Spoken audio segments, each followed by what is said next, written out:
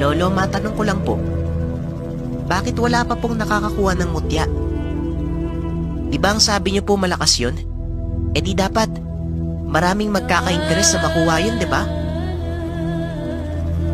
Ayon ba po? Napakahirap kasing kunin. Kakaunti lamang ang nakakalam ng eksaktong ritual. Lalo